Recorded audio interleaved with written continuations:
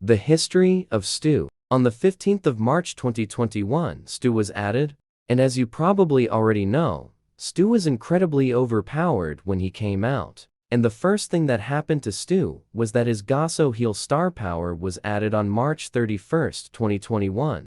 And since April 7th, 2021, Stu got a nerf to his health from 3200 to 3000, and Stu's damage got a nerf from 600 damage to 580. So 2 relatively small nerfs. But even after the 2 nerfs, he was still too strong, and 15 days later he got another health nerf. But these nerfs weren't even close to enough to degrade Stu. As I said, these nerfs weren't that heavy, so they would nerf him more, well, sort of. And then on June 16th Stu got another nerf that made him no longer able to knock back people with his super. And then like a month later came Stu's second gadget.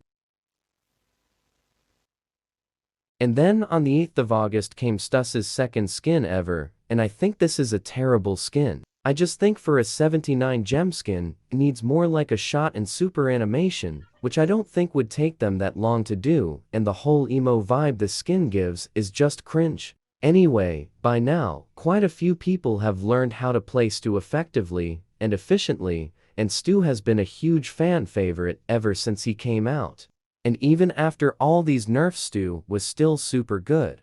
And on the 25th of August, Breakthrough got a little damage nerf, and his other star's power got a decent big nerf. I'm not going to lie, this nerf was pretty big. They took away 20% of his healing, which was a small problem, because the whole point of the star power is to be able to dash up to your opponent and get free health at the same time. But Stu was, and is still broken. So anyway, Stu's was class changed from action, which I didn't even know was a class, to assassin, which makes much more sense. And now, ladies and gentlemen, comes the moment you've all probably been waiting for. Headless Rider Stu finally came out.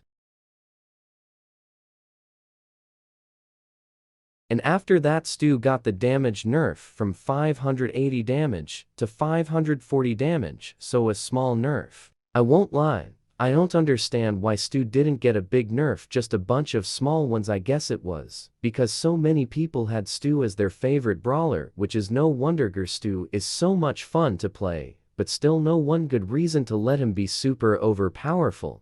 Anyway, keep in mind this happened in 2021, which is pretty crazy. Like, it feels like Stu has had 50 nerfs, and only in under a year.